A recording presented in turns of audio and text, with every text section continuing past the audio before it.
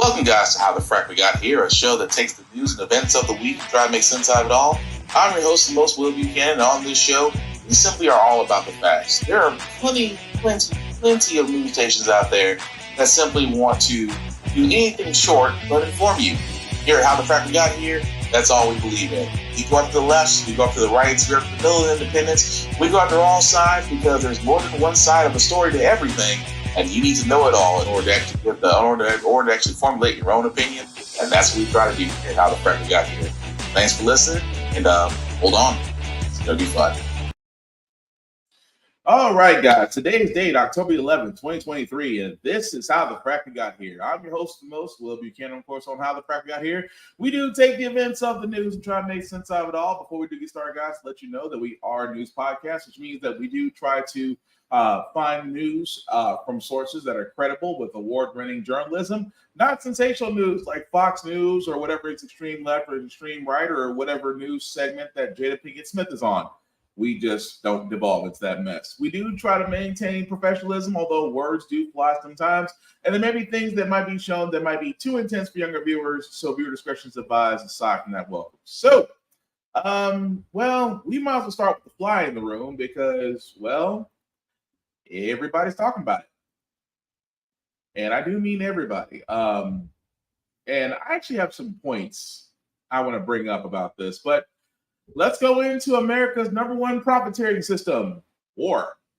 Americans from coast to coast are making their voices heard about the Israel-Hamas war. Rallies are taking place in cities across the country, with the polarizing issue prompting increased security in the affected communities. Federal and local law enforcement are on alert, they say, for potential anti-Semitic attacks on U.S. soil amid the threat of violence and possible lone wolf attacks. Joining us now, NBC News investigative correspondent Tom Winter, who digs into all of this for us, covers law enforcement very, very much for NBC.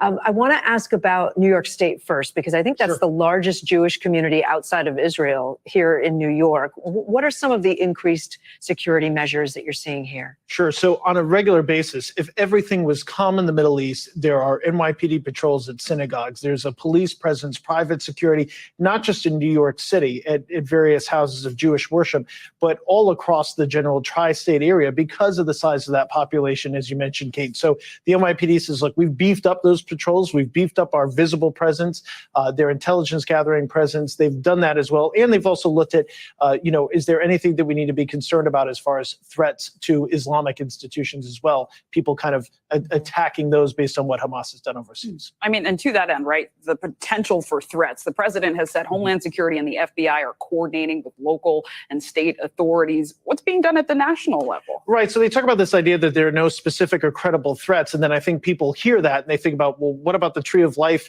attack that happened at the synagogue? What about all the anti-Semitic rhetoric that we see day in and day out, combined with this violent terrorist attack by Hamas? How can you say that? They're being specific that they haven't seen any threats, any direction from overseas for people to conduct attacks here in the United States because of what Hamas did. So that's what they're speaking about there. But of course, open any social media platform, people are talking about this. The rhetoric is very heated and it's very concerning. And that's what the FBI and these large state law enforcement agencies are focused on.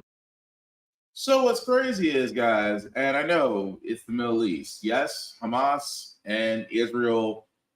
There's just something about the Middle East, and I hate to keep bringing this up because it is a war. It is a war that's gone on for as long as I can remember being in school, being taught about the Middle East, that between it used to be Israelites and Palestinians, now it's Hamas. I mean, the whole idea with the Middle East is it's always in turmoil.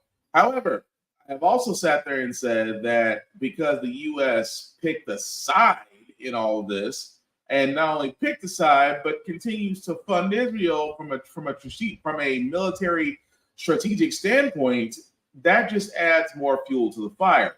And again, I get it because, despite where you come from or who you are, you shouldn't be discriminated upon. You shouldn't be discriminated against, especially for those with Jewish faith. Of course, those of black people understand that more than anybody else. But again, it's amazing to me, not only the level of just protection that's given, because In the same sense, yes, this was an attack on foreign soil. Yes, there may or may not be American hostages held by Hamas. Yes, I get there and say that because of our association with Israel and the fact that we're funding this country annually, mind you, at the same time, the protection level that's given almost makes me wonder, why don't black people get the same thing? And I don't mean to be that guy, but I can't help as a black person think about that for a second. We've had multiple people, we have multiple killings that have been either unjustified or lack thereof in this country. And yet other groups of people seem to get more done in a matter of hours, if not days, than for us. Keep in mind, guys, we just got around to making lynching a federal hate crime. Whereas I could talk about the beginning of COVID-19, where a certain failed president may have sat there and said that Chinese people were responsible for COVID-19, which led to the assault of those of Chinese American descent that basically got assaulted for no reason. And yet there was a COVID hate bill that was done in a matter of days.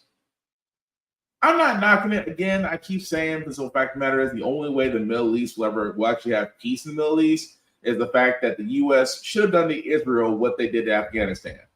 Simply pulled out. But because they have a military base there, it's a strategic area in that region, they're going to sit there and say, we must stand behind Israel. Because again, for the United States, since its inception, for only 15 years, out of us as America as a nation, 15 years is the longest time America has gone without being in a theater of war, without being in a war themselves, but just knowing peace. 15 years. That's saying something right there. Aside from the fact that, war is profit. And if anything has proven that, the last two wars we've been a part of, and the war now that we're going to be in now with Israel, and the war that we're still in with Ukraine going against Russia. Oh, let's not forget, we're still in other places still causing skirmishes. War, for some odd reason, when it comes to the military-industrial complex and it comes to the American government, is profiteering. And yet, I just wonder for 1 second what happens if we did pull out Israel. Israel's on its own against Israel is on its own against Hamas. Let the cards fall where they may. At least then we can sit there and really need to focus on ourselves, because now we're basically being what everybody thought we were, a warmongering country that has no problem because, again, there's war and profit. But at the same time, Republicans, especially presidential candidates, have no problem blaming the current regime for something that's been happening pretty much since Eisenhower. Quick to condemn the attack on Israel and to blame President Biden.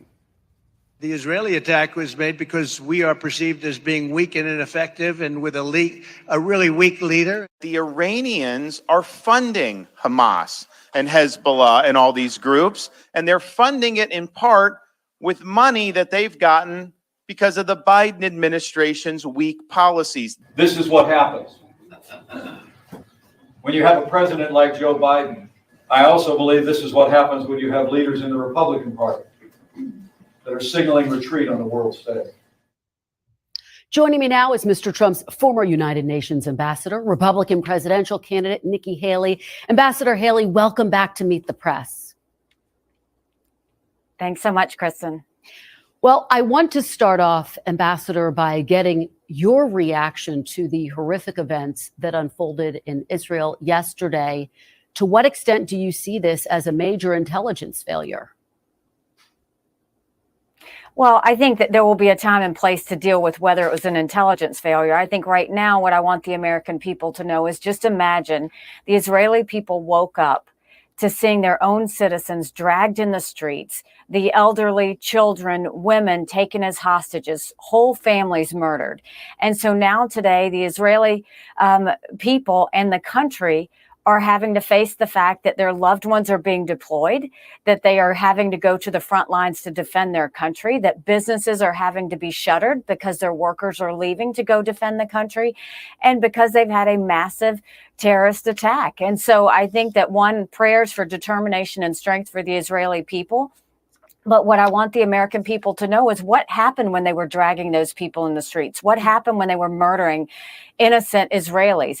The Hamas and the backers who support them, the Iranian regime, were chanting death to Israel, death to America.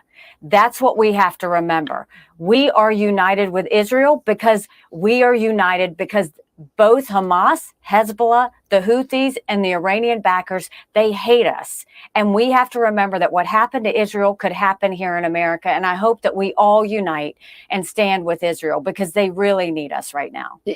Quick follow-up there, Ambassador. Does that mean that you are concerned about potential attacks on the home front in the wake of what we saw in Israel? I have been concerned. I have been terribly worried about the fact that Iran has said the easiest way to get into America is through the southern border. We have an open border. People are coming through. They're not being vetted. We don't need to wait for another 9/11. You also look at the fact that, Kristen, America is incredibly distracted and incredibly divided. And when America's distracted, the world is less safe. And look at what happened to Israel. They waited for them to be distracted. And that's when your enemies move in. America needs to wake up. We need to put this negativity and division behind us. And we need to focus on national security for ourselves and for our friends and start thinking about what it's going to take to get America strong again. I want to drill down with you on some of those divisions. Yesterday, almost all of your Republican rivals blamed the Biden administration for this attack, as I just discussed with the secretary, citing the deal they made with Iran. You just saw the Secretary of State effectively say there is no link between that deal and the horrific attacks that unfolded yesterday. Do you think it was irresponsible of your rivals to level that allegation without any evidence or proof? I actually think it was irresponsible for Secretary Blinken to say that the $6 billion doesn't weigh in here. I mean, let's be honest with the American people and understand that Hamas knows and Iran knows they're moving money around as we speak because they know $6 billion is going to be released. That's the reality. When I was at the United Nations, you saw that when those planes full of cash sent by Obama to Iran, I went to the International Atomic Energy Agency. I met with them. What happened was those funds were sent to Hezbollah in Lebanon. They were sent to Hamas in Gaza. They were sent to the Houthis in Yemen. They go and spread terrorism every time they get a dollar. It doesn't go to the Iranian people. It does go to terrorist attacks. And Secretary Blinken's just wrong to imply that this money is not being moved around as we speak and yet, to Ambassador, hurt those that love freedom. And yet, Ambassador, there's just no proof of that yet. This is just the hours after that immediate attack. Is it irresponsible to level that charge when you really don't have any evidence of that at this point in time? The evidence is look at what the Iranian people have done to freedom-loving people around the world. Look at what the Iranian people, the Iranian regime has done to threaten Israel over the years. To think that they're not moving money around is irresponsible to say that to the American people. They are moving money around to threaten those they hate. They hate Israel. They hate America. They are going to continue to use this. It was wrong to release the $6 billion, but let me tell you what else was wrong. It was wrong to go and have that debacle in Afghanistan. It was wrong to waive sanctions on Iran that gave them even more money. Money has been flowing to Iran, and that is the problem, because when Iran gets money, they use it for hate. And Ambassador Haley, just to be clear again, the Secretary of State said categorically they have not seen a link. Let me move on, though, to your record on Israel. Under the Trump administration, the U.S. Embassy moved to Jerusalem. As you know, that enraged many Palestinians. Settlements expanded in violation of international law, and there was no progress made toward a two-state solution. You were UN ambassador at the time. Could you and should you have done more to address the interests of the Palestinian people? Well, I actually went to the West Bank. I actually met with the Palestinians multiple times. I actually went and saw what the situation was at hand. But let me tell you what else I saw. I saw tunnels underneath Israel underneath schools. What they would do in those tunnels is they would store arms, they would store ammunition, they would store things so that they could go and take that ammunition to hurt people across the border. They put these tunnels underneath schools because they knew that Israelis valued life. They knew that Israelis would not go and hurt innocent people. That's what we're dealing with. So I've been in those tunnels. I've seen what has happened. I've seen the graffiti all over those buildings that have tried to say that they want to kill as many Israelis But Ambassador, and Jews did you I bear saw the hate up responsibility close. to do more to try to move toward a two-state solution while you had the chance to do so?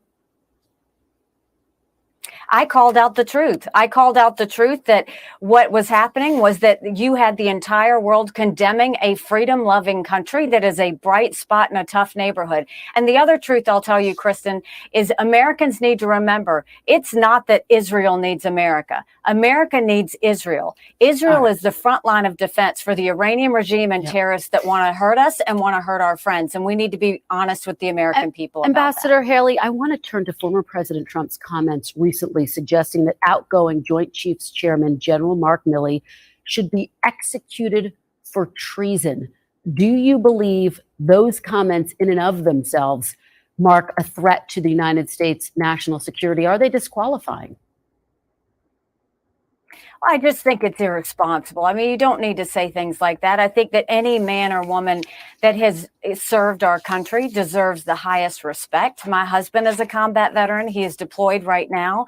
They sacrifice a lot. Their families sacrifice a lot, and we should honor them every chance that we get. Finally, your message to Republicans in Congress who right now do not have a speaker in the House, who are in a state of paralysis. Do you worry that makes the U.S. look weak on the world stage?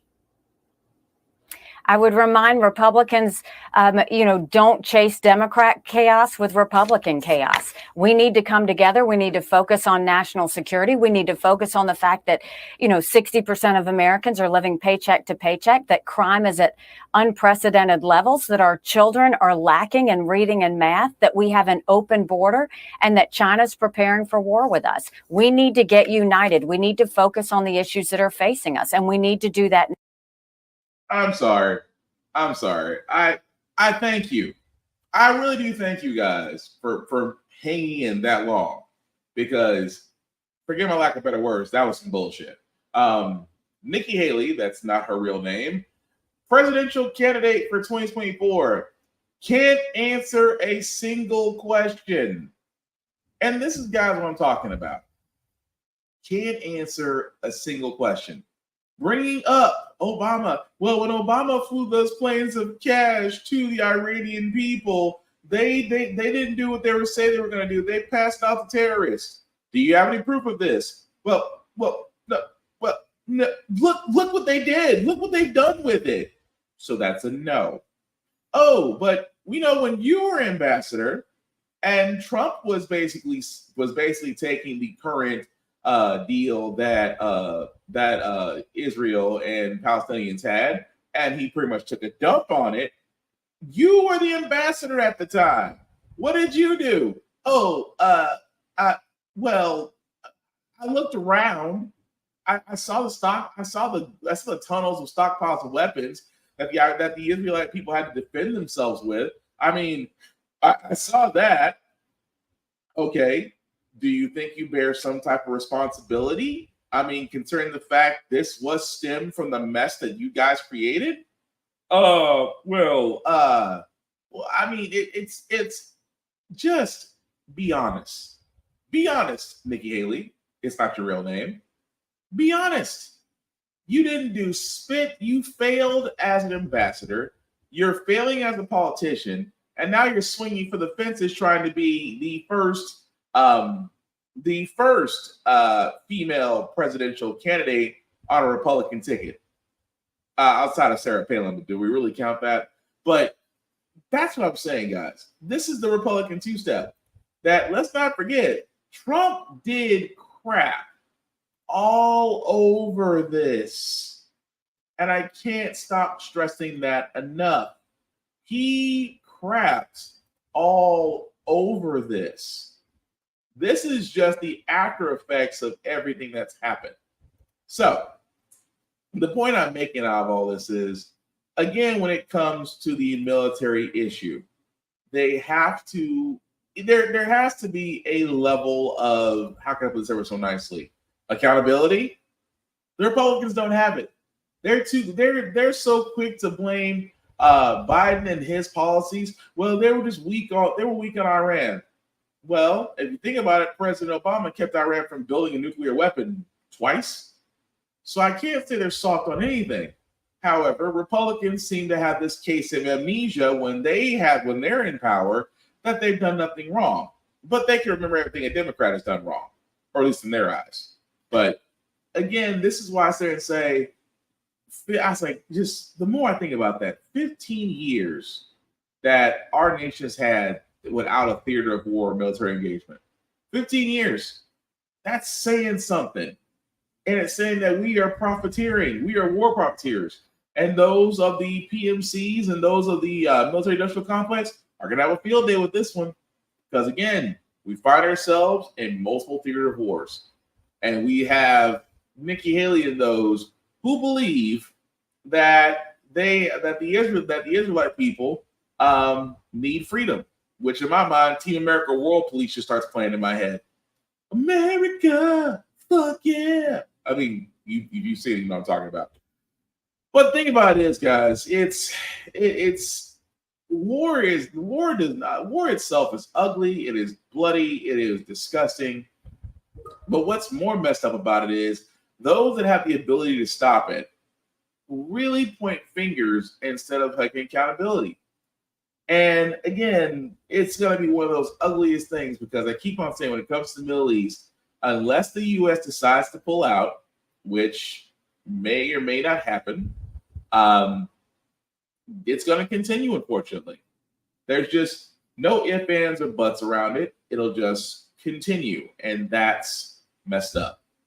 But speaking of Republicans being messed up, as we talked about last week, Kevin McCarthy pretty much got ousted as the speaker, and it came down between two people, Scalise and Jim Jordan. Guess who the Republicans decide to side with? In the House today to determine a new speaker, and the GOP's nomination for speaker has gone to Steve Scalise, the Republican congressman from Louisiana, winning the GOP's nomination for speaker on a secret ballot that is, per multiple sources, in the House of Representatives.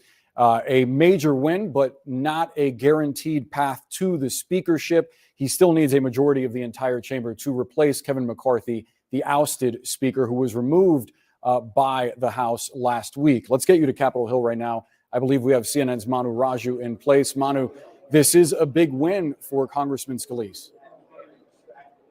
Yeah, no question about it. This victory coming barely clearing the majority threshold that he needed to be nominated as Speaker of the House. That majority threshold was at 111 Republican votes. He got 113 votes. The vote was 113 to 99, defeating House Judiciary Committee Chairman Jim Jordan, who had the support of former President Donald Trump, had the support of a lot of conservatives, including the ones who voted to oust Kevin McCarthy as Speaker. But this vote to elevate Steve Scalise, who is currently the House Majority Leader, the number 2 under the Speaker, to the speakership, essentially is a sign that he has some work to do, because of the fact that in order to be elected as the House Speaker, you need to have 217 votes on the House floor. And at the moment, as you can see, a long ways from getting that. In fact, there was a debate inside the conference this morning about whether the person to be nominated as Speaker should have to clear that 217 vote threshold behind closed doors in the conference meeting. Scalise's supporters defeated that motion. Jordan's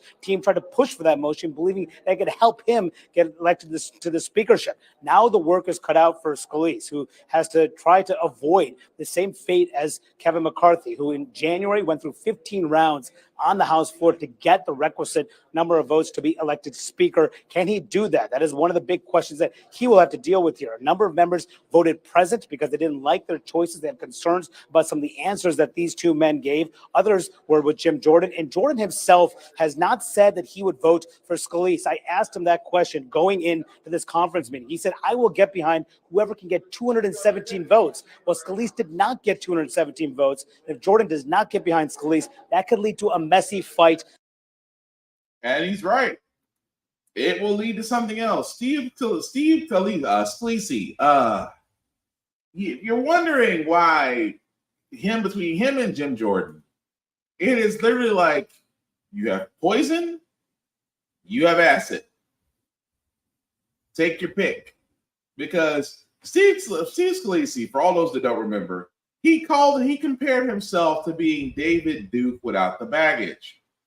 David Duke, the former Grand Wizard of the Ku Klux Klan, who in my mind is still a racist and a dick.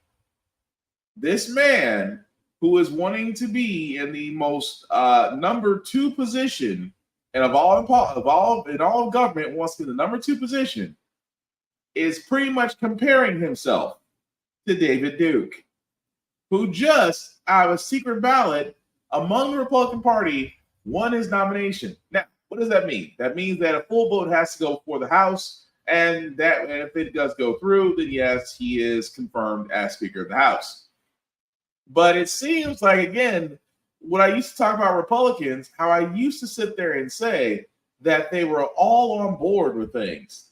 Not so much now, because Jim Jordan, a man who literally should be facing sexual allegations, that's a whole other story, may or may not support this. Which again, are we going to have another Kevin McCarthy situation?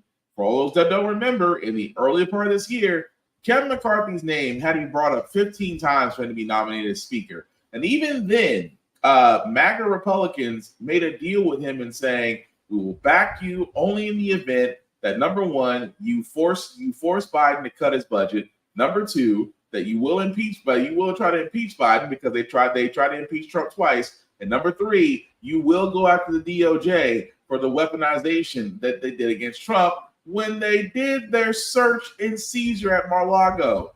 That was their conditions. He agreed. And keep in mind, McCarthy was kind of in a hard spot.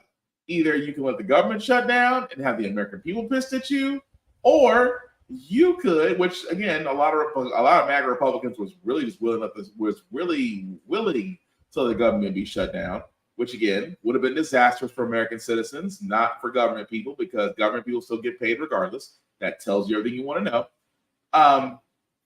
But McCarthy had a hell of a decision. You could either listen to those people you made a deal with and let the government shut down, or you can make a deal with Biden for a temporary stop measure gap to kick the can down the road. Damned if you do, damned if you don't. So that's where McCarthy is on the outside now. So it's amazing to see what Scalise or Jordan will do. Again, this is kind of being like a WWE storyline right now. You don't know who's going to go with what. You don't know what's going to happen in that chamber. All we know is that they do have to nominate a new Speaker of the House, and it falls upon the Republicans. And if you ever talk to a Republican, these are the same people that sit there and swear up and down they know better than Democrats. Really? You can't even get your own house in order. That alone screams everything you want to know. But we will follow that because, again, the sooner they can get a Speaker of the House, the sooner the other bills can be put in before this session reaches holiday break. Which, again, tells you everything you want to know. People getting paid $150,000 a year for simply doing nothing. Shocking, isn't it? I want to cover this as well because Biden announced new actions slashing junk fees. He wants to empower the FTC to go after those to eliminate junk fees. He believes that Americans are getting screwed. Forgive my language. No shit, Mr. President. We are getting screwed. What he means by junk fees, guys, he means, again, this is a wide definition. He's talking about where if a bank charges you for simple basic checking, a bank charge, you get fees for checking on your balance.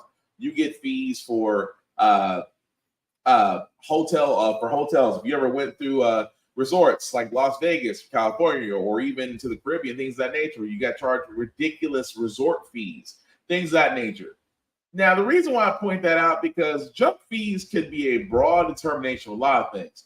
For example, if you're renting an apartment or renting a home, that you have to pay an application fee, that you have to pay a processing fee. In some cases, you have to pay for the credit check background to be done on you. Those, in my mind, are junk fees as well, although he didn't say specifically what the definition of a junk fee is, which I think is going to be a legal loophole somewhere. Now, don't get me wrong. Do I think junk fees need to go away? Absolutely. I mean, I'm the same guy that thinks that a bank should not charge an overdraft fee for money that you don't have. I'll be honest with you. I think banks have been getting over on folks like that. I think banks have been getting over on folks for overdraft fees for years. And the fact of the matter is that, the FTC or the Credit Bureau Group, they're just, the CF, the Credit Protection Bureau, is simply not empowered enough to tell these banks, you can't do that. Or tell these apartment or leasing groups that own these apartments, you can't do that, because Americans are getting screwed everywhere. And for the simple fact of the matter, it would be great to have all that down. But this is why I start and say it's going to be a little bit of a struggle, because again, you're going to have those with junk fees. They're going to be sitting there going, wait a minute, this doesn't count as junk fee. And you'll have those that argue back saying, well, this is how we keep costs down. We try to, this is how we keep our profits up. They're not going to say that, but they're going to say we're going to try to keep our costs down. That's the problem. Now, again, we'll follow that as it goes along, because, going through the House, going through the Senate, you got a better chance of it passing the Senate than you do going through the House. But then again, he also has a better chance of erasing student loan debt, but we'll cover that a little bit down the road. But guys, here's, we need a refresher for a second. Remember this guy, George Santos? You mean the guy that lied just about everything that he's done? And I mean everything. I mean, the simple fact of the matter is this man got elected, even though everything that he talked about was BS. But at the time, Kevin McCarthy couldn't take an L. He couldn't. Kevin McCarthy could not simply take an L because, again, his vote mattered in the extremely tight margin they have of control in the House. Well, when we last left Mr. Representative George Santos, he was basically facing federal indictments on multiple charges. He has actually sat there and said, and I quote, that I will fight all 23 charges and will run for re-election next year. Who the hell does he think he is, Donald Trump? I mean, the level of indictments against this man, 23 let's not talk about the fact that he took a GoFundMe that was supposed to be used for a veteran, used it for himself, lied about where he went to school, which was false, lied about his financials. I mean, it's to the point to where I have to ask this question: why is it? And again, I point this out to McCarthy because at the time, McCarthy was Speaker of the House. He could have brought the fact of having Santos expunged from the House. He could have done the same thing to Marjorie Taylor Greene. He could have done the same thing to Matt Gaetz. He could have done that and moved forward, but at the time decided not to because, again, Santos is a vote. Santos is still an elected official. He needs him as a vote. But as of right now, Santos may actually be in prison faster than Trump will be, even though he sat there and said, well, I didn't do anything wrong. These charges against me are false. Again, who the hell does he think he is, Donald Trump? But we'll follow that story as it goes along just because, number one, it's entertaining. At the same time, we know he's going to probably see he's probably going to be watching the presidential election. He's probably going to be watching the next midterm election in jail. We already know that. But move right along, guys. This is the thing I thought I did not have on my bingo card. What I mean by that is, remember when the earlier part of the year we talked about the fact that parents were trying to sit there and have a bigger say in schools what their children are learning, even more so that some parents, of course, Moms for Liberty, decided to take a little bit further and ban books from libraries because they were deemed sexual or deemed witchcraft or all these other things, even though these authors they banned were people of color and LGBTQ plus variety. Well, Alabama may have won this week. Alabama's public library system had flagged a children's book as sexually explicit because the author's last name is gay. I cannot make this up. The book is called Read Me a Story, Stella by Mary Louise Gay. Because the author's last name was gay, it was immediately flagged. And it is amazing to me. Immediately flagged because of the author's name. Has nothing to do with the book. And I mean nothing to do with the book. because the book was literally about a child reading. That is it. But it is amazing to me that it just goes to show you there are some people that really should not be in areas trying to prevent others from learning. Now, I will say this at the time because I'm a parent myself. If there are certain things out there you don't want your child learning about, reading about, or just overall don't want to be involved in, you have your right as a parent to do so for your child. What you don't have the right to do is decide it for others as if you are this uppity moral character that just knows better. Be a parent to your own child. For the rest of us, leave us the hell alone. Because I'm going to be honest with you guys, when it comes to this whole thing about banning books, and I say it all the time, I say it on other podcasts as well, I say to kids, read the books they don't want you to read. Because again, they're trying, because when you're reading a book, number one, you're expanding your thought process. You're expanding your imagination. You're expanding your learning. Regardless of the book, you're expanding your learning. The fact that they don't want you reading a book like To Kill a Mockingbird. Well, the book's racist. Yes, that's the whole point of the book. They don't want you to read a book like Fahrenheit 451. Oh, you mean these people are burning down books out of fear? Yeah, amazing how relative it is to today's society. Don't want you reading that book. I guarantee they don't want you reading the book The Diary of Anne Frank. I guarantee they want you reading the book Flowers in the Attic, Catcher in the Rye, of Mice and Men, The Grapes of Wrath. I guarantee they don't want you to read those books. But let there be a chicken soup for the teenage soul, they will push that shit like it was the best thing smoking. Why? Because they don't want to admit that a lot of these people out there that are banning these books are really extremely twistedly religious. Now, again, there's nothing wrong with being religious, but at the same time, when you're pushing it upon those that do not believe as you, you're being a bit of a dick. And because these parents have sat there and decided, oh, well, we can go to the school system and we can decide this, tells me volumes about the fact that you don't want to trust teachers because you were basically fed BS from other areas saying that they're trying to indoctrinate your kids. And I can go into a whole other situation in a whole other school part of the school system that has true indoctrination. But they're attacking education. They don't want kids to think. They don't want kids to be critical, logical processors. They don't want kids to see outside the box. They don't want kids to see and question things because they don't look right or they can be better. They don't want them to do that because you know why? When you have those who are critical thinkers, when you have those that just simply do not follow instructions, you know what you have? People that are aware, people that are paying attention, even more so, people that are not going to vote for dumb shit. Only simply put, I'm putting that out there, guys. Because if you look at an Alabama school system flagged a book because the author's name is gay. Tells you it has nothing to do with the books themselves. It has everything to do with the fact that they don't like that the world around them is changing, and because of that, they feel left behind or insulted because that's what happens when you get told the truth.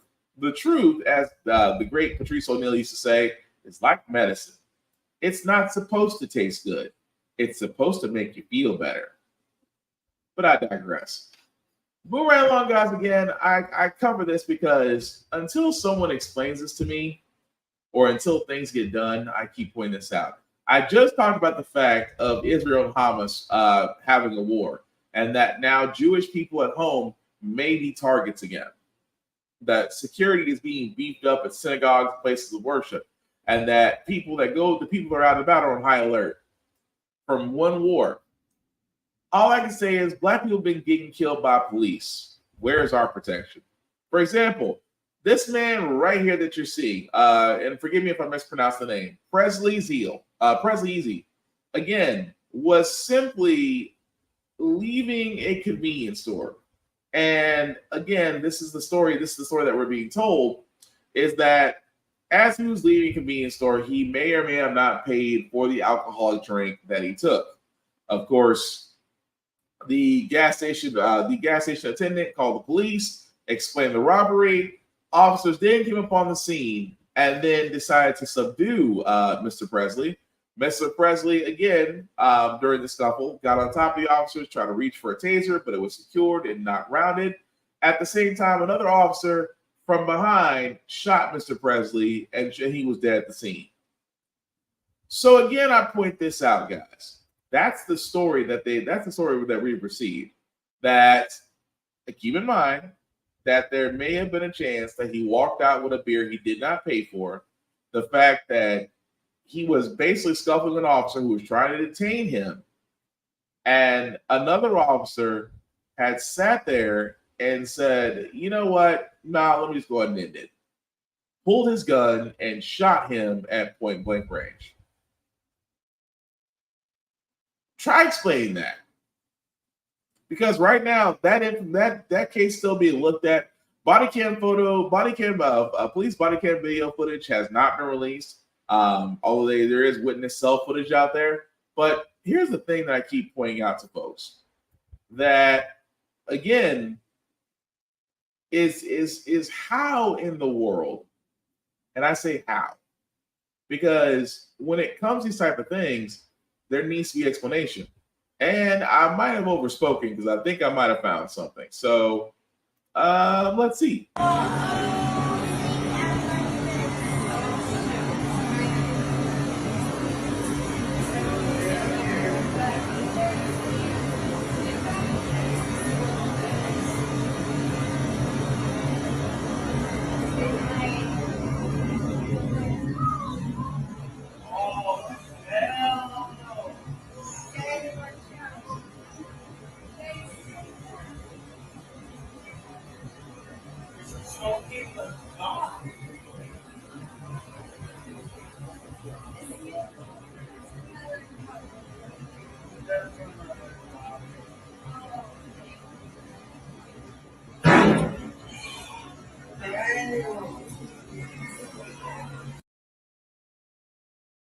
Now, of course, as you can obviously tell, they're not going to show the shot, but that was the cell phone footage that was actually shot.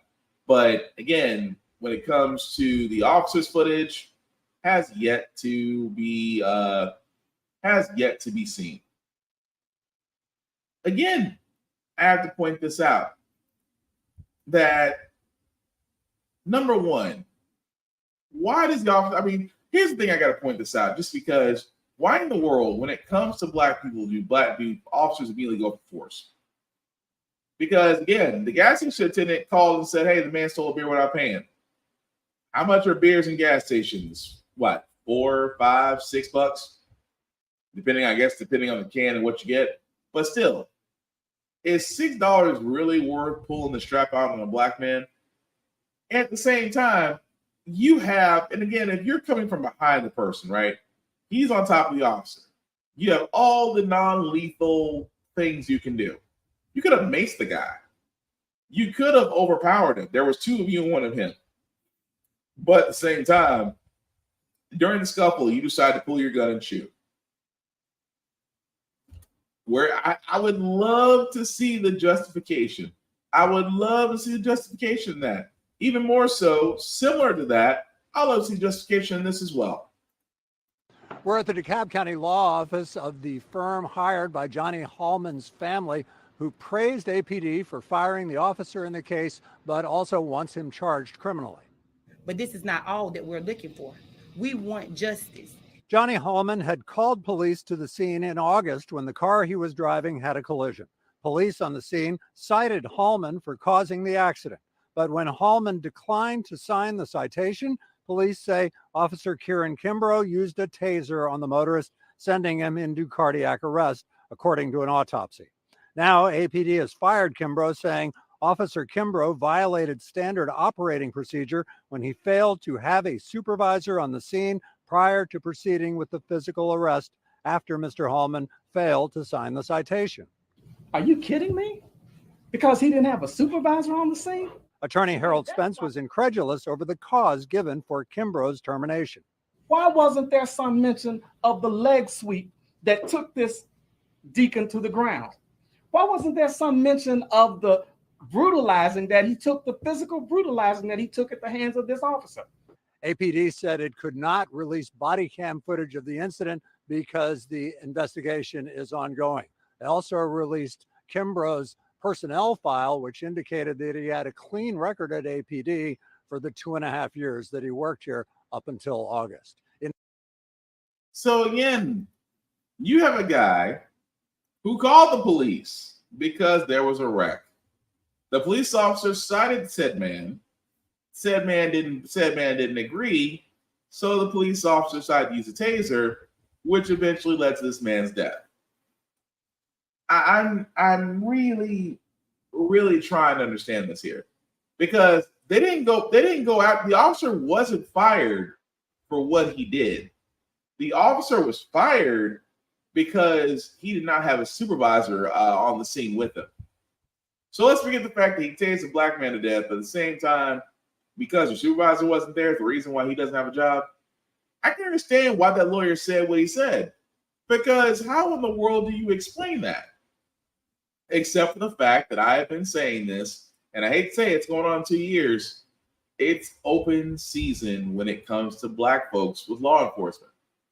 Because again, we can sit here, I can stand and say, well, what about the George Floyd police reform bill? Had Uncle Tom Tim Scott decide to really help with the bill and made that law, would that change anything? To an extent, maybe. Here's what'll change everything. And I keep on saying this, and I have to give Killer Mike the credit for this. In all things, if you want something to change, you have to attack the money. And that police pension, attack that. And I keep saying, and I will keep saying, you really want to know how to stop these cop shootings, things of that nature, attach that police pension to pay out the victims every time a cop messes up. It comes out of the pension fund. The city doesn't have to worry about it. We're not paying for someone else's suffering. It's coming out of that out of the police pension fund. I guarantee you, if it was connected to that, the amount of shootings, holdups, things of that nature would drop. Because again, I find it amazing that when one event happens to anybody else but black people, there's immediate things be putting in place. But when it comes to black people in law enforcement gets the benefit of the doubt, while black people immediately get accused and made up for before we're even cold on the ground. Don't believe me? There's another one. I got plenty. This is just the third one. Imagine the fact that you got shot because you don't know who's going to repo your car. The repo man is doing what repo dudes. They wait for early days, early mornings. They come out and hook your car off and they take off. Whereas in this case, the gentleman here may or may not have pointed a weapon at said tow truck repo person. Repo person gets away, calls the cops, says the guy's a gun, and of course, you hear the cop basically do what we always know they do in situations that come with black folks: give a warning, and then somehow within a split second decide to fire.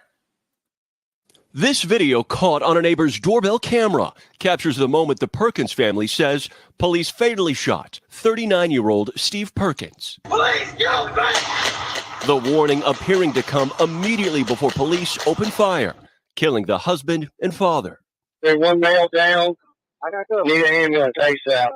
Authorities have yet to verify the video shared by the family's attorney to NBC News. The deadly confrontation around 2 a.m. September 29th stemmed from a tow truck driver trying to repossess Perkins' truck.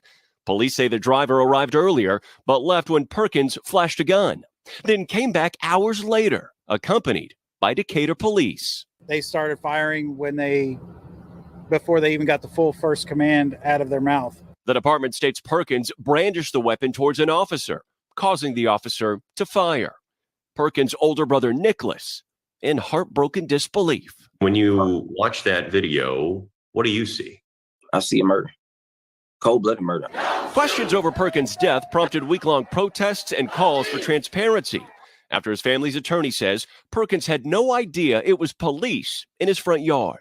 It doesn't matter whether he had a weapon or not. He never was given an opportunity to comply. And if he had a weapon, he had was well within his rights to carry a firearm. The city's placed one officer on leave and has not released police body camera video from the incident. Alabama's law enforcement agency is now leading a third-party investigation. And what hurts most is we don't have any answers. This family needs answers. This community needs answers. And again, this is the one that I keep pointing out, that in this case, well, he had a gun. Well, you know, most folks sit there and like, well, he had a gun, he ended the officers. Again, you not hear the officer's command? He literally says police, and then bam, bam, bam, bam, bam, bam, bam, bam. Who the hell can react to that? Nobody. Because they already came in hot and heavy because of what they heard. Instead of assessing the situation, they went in there and said, oh, well, there's a threat. We have to eliminate it. 3 stories that I just did. And I see the same thing. We could again wait for justice, but at the same time, I said the only way you're going to get justice is you have to hit them where it hurts. Not the fact of losing a job, because an officer, as long as he's a officer, as long as he didn't do anything bad, he can leave one state and go work in another state, no problem, because there's not a national registry. There is not a national registry of these cops with heinous actions to prevent them from being hired somewhere else in law enforcement in another state. There's no registry for that. So in theory, they could go work somewhere else. But at the same time, attach the pension to when payouts need to happen to their victims stops overnight. I will guarantee it will. But again, shouldn't be surprised until things change. That's why I keep telling you guys to get informed, to get involved. I could sit there and say cooperate with the police, but some days it's like, it's really fuck the police. It really is. Because I can go on that whole rant about it is easier to be a law enforcement officer than it is to be a nail technician, to work in construction, electrician, things of that nature, because they all take longer. Anywhere from 6 weeks to 6 months as a police officer, and you're out there protecting and serving. And you're being taught everything wrong in a profession where there needs to be perfection, not sloppiness. But hey, I digress. Moving along, Trump may not like what his CFO had to say in court, but then again, he's the guy that was also caught embezzling for Trump at the time, and well, not boding well for Trump's Manhattan case. Former President Donald Trump's apartment in Trump Tower is nearly a third smaller than what he claims, according to documents presented in his civil fraud trial in New York. Yesterday, prosecutors revealed a document signed by Trump in 1994 that certified his triplex just shy of 11,000 square feet. But in 2012, Trump listed the apartment at 30,000 square feet. Former Trump Organization CFO Alan Weiselberg also acknowledged the initial smaller size of the apartment is correct. The state attorney general is accusing Trump of inflating his assets, including his properties, in order to defraud lenders. And why are we surprised?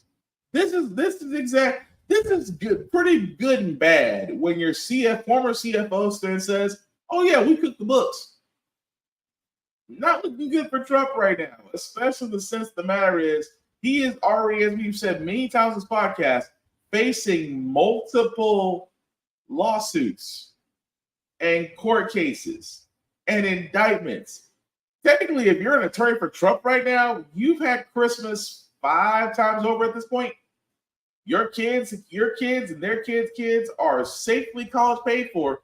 Their college tuition is paid for off this man, if you pay them. But let's be honest, lawyers are probably the only people Donald Trump will pay because they're the reason they keep his ass out of jail. Not sure about this time, though, but we'll see. But going back to the strikes, guys, I cannot help but keep saying this. But yes, the writer strike is over. The actor strike is still going on. The VFX artist strike is actually going on.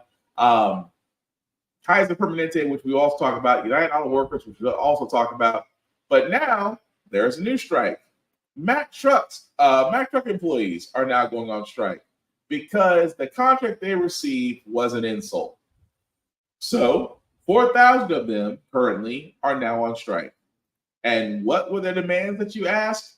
Simply put, more pay better working conditions, bigger benefits, and more in the profit sharing. It is amazing to me that whenever it comes to these strikes, they're all basic. We want more pay. We want better benefits. We want A, B, and C. And you know the thing about it is, whenever it comes to these strikes, none of it is unreasonable. None of it.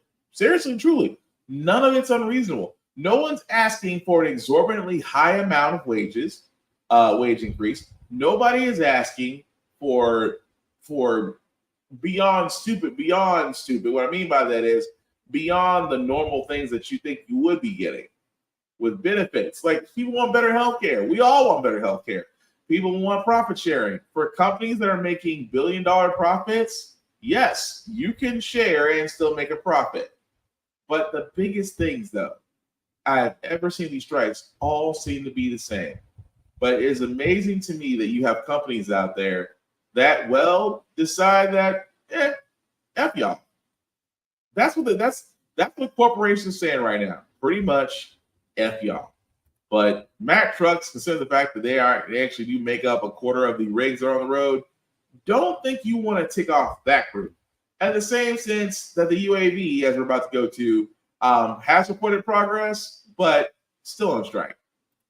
All right, welcome back. Breaking news just moments ago, the head of the United Auto Workers Union announcing progress in talks with GM, saying the strike is working, but they're not there quite yet. NBC News correspondent Jesse Hirsch is in Streetboro, Ohio, with the latest details on this. Walk us through. I know we just heard from Shawn Fain. Give us the details of what we know and how much longer this may last.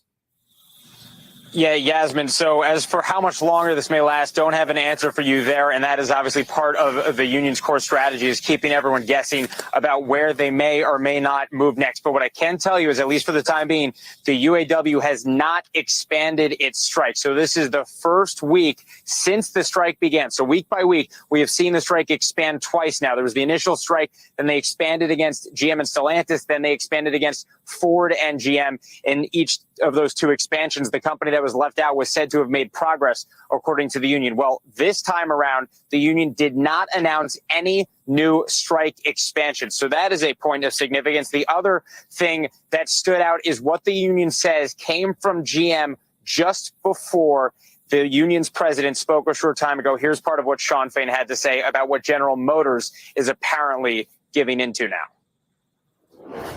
We were about to shut down GM's largest moneymaker in Arlington, Texas. The company knew those members were ready to walk immediately. And just that threat has provided a transformative win. GM has now agreed in writing to place their electric battery manufacturing under our National Master Agreement. Yasmin, there are two things I want to point out there about electric vehicle batteries. So EVs are seen as the future of this industry. They are also something that has been a point of concern and contention throughout negotiations, because there's the possibility that electric vehicles will require fewer workers to make them. So that, in theory, would mean fewer jobs. So that is something that is a point of concern for people. And the other thing that is interesting about what GM has apparently agreed to at this point is that a week ago, when Ford went from being given an exemption on further striking to being included in a strike expansion, the CEO of Ford said that he believed the union was holding up a deal largely over electric vehicle battery plants for that company. So you have to wonder what Ford is now thinking, that they are seeing that the union is saying that GM has agreed to something, according to the union, that is on a similar topic. So that's something we're definitely going to be looking for closely. We have reached out to General Motors for clarification, for confirmation on this, but have not yet received a statement. We do, though, know that we are expecting something from the General Motors team. So obviously we'll put that out there as soon as we have it. But this is something that gets to the heart of the long-term concerns for workers and for this industry as this industry moves toward an electric vehicle future. So this is something that could potentially be really pivotal and groundbreaking. So in other words, they're panicking. I do like the fact that they keep on saying, well, they're halting the strike.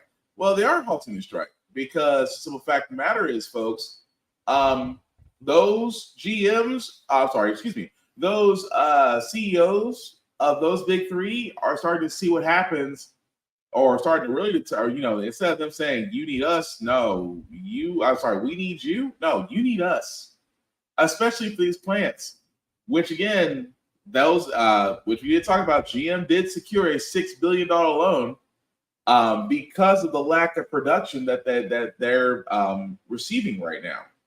So Ford, Stellantis, again, they did halt the strikes, which either means that either they're making progress or that they've done enough to get their attention. Either way, unions work. I cannot stress this enough because, guys, like I said before, if it wasn't for unions, you wouldn't have a 40-hour work week. You wouldn't have sick pay. You wouldn't have PTO. All these things that you enjoy at your current job are not because your employer gave them to you. It's because unions fought for them. There's a big ass difference. Also with Kaiser Permanente, again, one of the larger healthcare sites are still striking. California, Colorado, Oregon, Virginia, and Washington. 5 states are currently on strike. And I told you guys, this started off as a 3-day strike. 3-day strike was nearly 4 days ago. I told you this was going to wind up happening. And Kaiser Permanente, much like Ford, much like GM, much like Stellantis, much like those that have come before them, simply put, all this can be avoided if you just pay people a living wage. That's it. Pay people a living wage, and that's freaking it. You will be effing surprised. Effing surprised at what people will do for you if they don't have to worry about trying to make ends meet with multiple jobs or working long hours. If you simply pay them to sustain themselves. Like the UAW president said, we don't want to be millionaires, but we don't want to be working ourselves to death while the rich get richer. That's all we're saying. But again, we will follow up on each of those 3 strikes as they happen. But again, as we sit here and how the Frack got here, we are definitely pro-union. So again, stay strong and stay in it. So last one we got, guys, is that Biden is doing a victory lap on student debt relief. And again, don't really think you should be, considering the fact of, well, you didn't really deliver what we thought you would. I announced a major proposal for student debt relief. We're on the verge of providing more than 40 million Americans with real relief from their student debt. The money was literally about to go out the door, but Republican elected officials and special interests stepped up and sued us. The Supreme Court sided with them, snatching from the hands of millions of Americans thousands of dollars in debt and student debt relief that was about to change their lives. As I said at the time, I believe the court's decision to strike down my student debt relief program was wrong, but I promised I wouldn't give up. Since then, my administration has been pursuing a new approach, grounded and under a different law, the Higher Education Act. This act allows the Secretary of Education to compromise, waive, or release loans under certain circumstances. Last week, the Department of Education took a critical step in this process by identifying specific challenges that borrowers face in the current system, so we can move forward with a new rule to address these changes. For example, there are many borrowers who have made payments for many years, but because of interest, they still owe more than they originally borrowed. My administration is doing everything it can to deliver student debt relief to as many as we can, as fast as we can. This is in contrast to House Republicans who helped block the previous debt relief plan, nearly shut down the government over the extreme demands, which would have hurt hardworking families. But they had no problem with the Paycheck Protection Program. Remember that? The PPP program during the last several years, which was designed to help business owners who lost money, which is legitimate, because of the pandemic. Members of Congress got over hundreds of thousands of dollars in order because their businesses lost money. That wasn't it was a worthy program. Let's be clear. Some of the same elected Republicans or members of Congress who were strongly opposed to giving relief to students got hundreds of thousands of dollars in relief for themselves to keep their businesses open. Several members of Congress got over $1 million. And and all those loans were forgiven. The hypocrisy of this I find stunning. I supported that program, and I support the student debt program. My administration will continue to use every tool at our disposal to help ease the burden of student debt so more Americans can be free to achieve their dreams. It's good for our economy. Okay, so he had me up until a certain point where, again, what he's talking about, guys, is that if you are on an income repayment plan, number one, they're backed up. That's the reason why he's talking about that. That's one of them. Where, again, if you're on an income repayment plan, after 10 years of payment, your loan is supposed to be automatically forgiven. It is backed up on the paperwork because there's plenty of people on that plan that have yet to be forgiven that are still paying. The other thing that he's talking about, aside from the fact of he is currently going toward for-profit schools and pretty much wiping out student loan debts that way, because some of these for-profit schools were scams, they were misleading people, so therefore their debts got forgiven. I think University of Phoenix was the most recent one that he's done to a certain extent. But I will give him this, though. He does still have the public service loan for forgiveness program, which again is for those that work in the public, whether you're teachers, contractors, things of that nature. I get it. But he even sat there and said that the other side of it all, that Republicans had no problem with PPP loans being forgiven by celebrities, by top companies, even by those in Congress themselves. Republicans had no problem with it. Joe Manchin couldn't say a word. Kristen Sinema could nowhere be found. But the moment Joe says we need to forgive student loan debt, why? Oh, the squawking. Why? They made this decision. Why do we have to pay it? And I wish, and Mr. President, if you ever walk up on this podcast, hear the sound of my voice. You did great in pointing out the hypocrisy the Republicans had when it came to the PPP loans.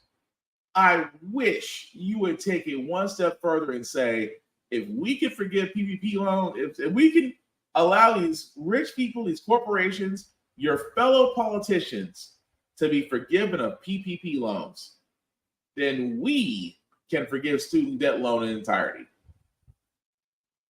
I will argue on that field all day.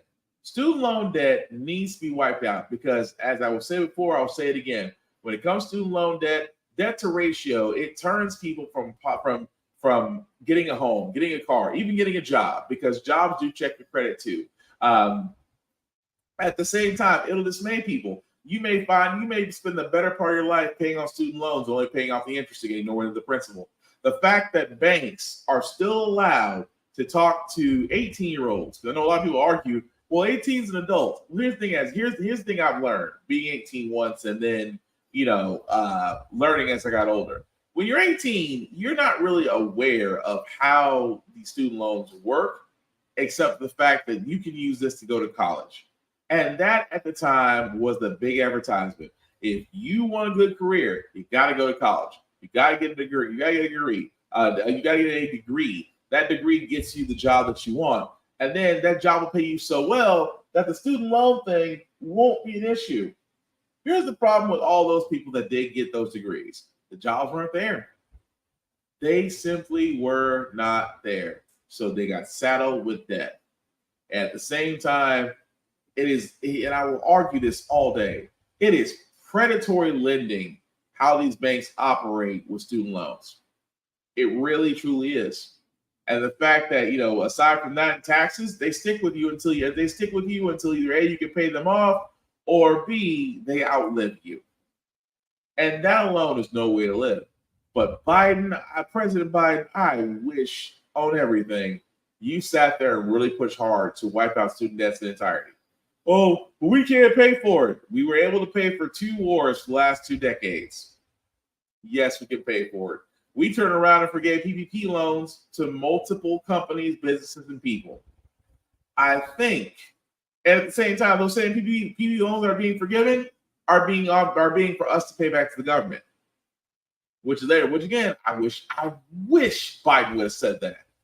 I wish Biden would have sat there and said the truth, that all those PPP loans that are being forgiven, that you guys are paying for them. I wish on everything, I wish he said that. Because context and information is key if you want to grab voters. And Biden's going to have a little bit of a difficulty just because he could have sat there the entire time and really and truly made a difference in that speech. He still is. I mean, he is wiping out some student debt. But at this point, for a knockout shot to ensure that you get not only get the Democratic nomination, but Daniel win the presidency. Because I said this in the last presidential election. All Biden has to sit there and say is two things. He can sit there and say, I want to protect women's rights and I want to wipe out student loan debt. Instant landslide. Because how many voters have student loans? And how many of those would love to have student loans wiped out their credit reports? I'm just saying. But anyway, we're going to move on to our Feel Good segment because usually have the Frack guy here. We usually cover a lot of things that are doom and gloom. Sometimes makes use faith in humanity. But hey, it's Wednesday. It's hump day. Tomorrow's Friday, which is Thursday. And we will leave you guys out some good vibrations. And I hope the next story does this because daycare. If you have children, 10 times I tell you, put your kids in daycare. Especially that first week and that first day is a little rough. But it's always good that your child greets you the same way this little girl treats her daddy after her first day at daycare.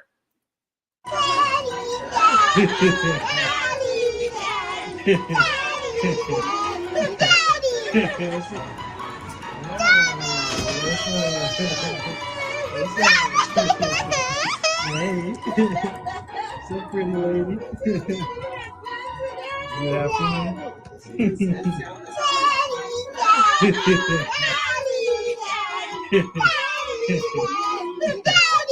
Good afternoon. I caught on camera this time.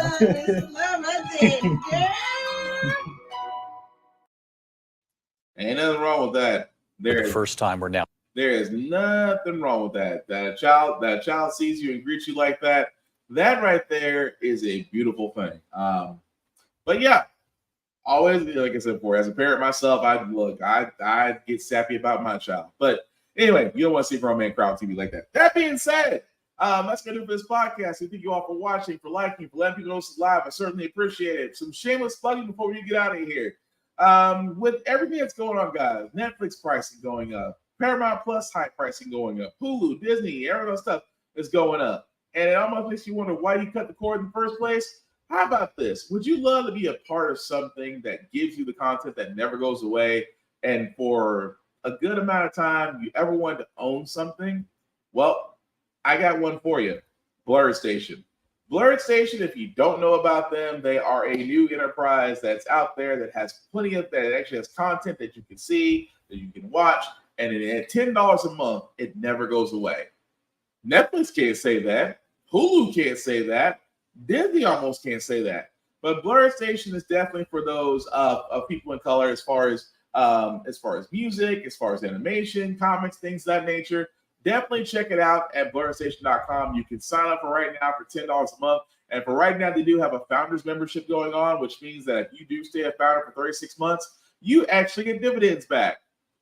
How many people have always said, I would love to own a piece of something that's profitable? Blurred Stations give you that ability. Definitely check them out at blurredstation.com.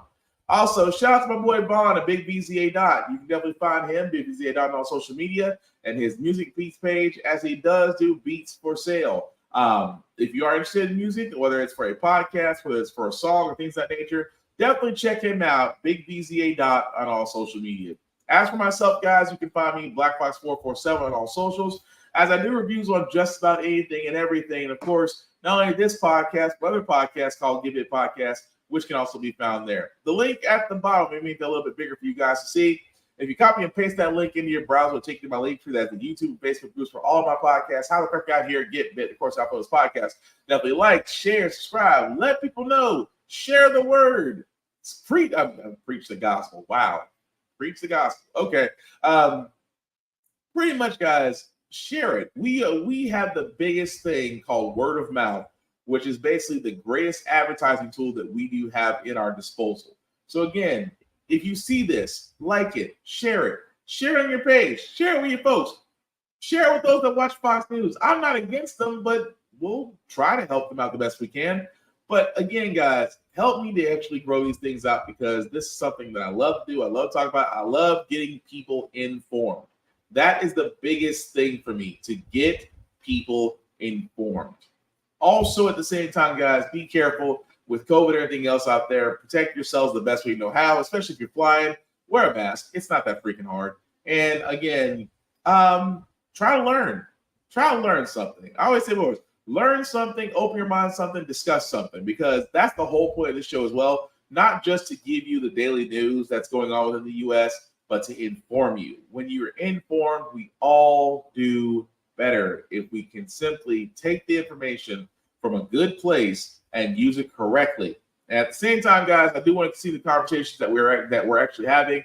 The only rule that I have is keep it clean, let the facts speak for themselves. We're not out to bash anybody, but understand it is completely and utterly okay to simply agree to disagree. It is okay to do so. That being said, guys, last thing to say about how the Frack we got here, it's all about staying informed. We are not trying to reinvent the wheel. We are simply giving you all the information allow you to make up your own mind. But we do provide a lot of perspective that goes along with it. Do we do better as a society as we're informed? We're progressive. We mean we literally move forward by making decisions now that we should have done back then, like electing our first Black woman to the Supreme Court, electing our first Black woman to the National Board of Governors, electing our first Black woman as the National Cybersecurity Director. All great things. When we don't learn from history, we are doomed to repeat it. That's why we keep asking ourselves, why does everything go up on your paycheck? Why are we electing different politicians but still the same old game in Congress? Most importantly, how the Frack we got here. Thank you all for watching, guys. Take care of yourselves and each other, and we'll get through this. Vote.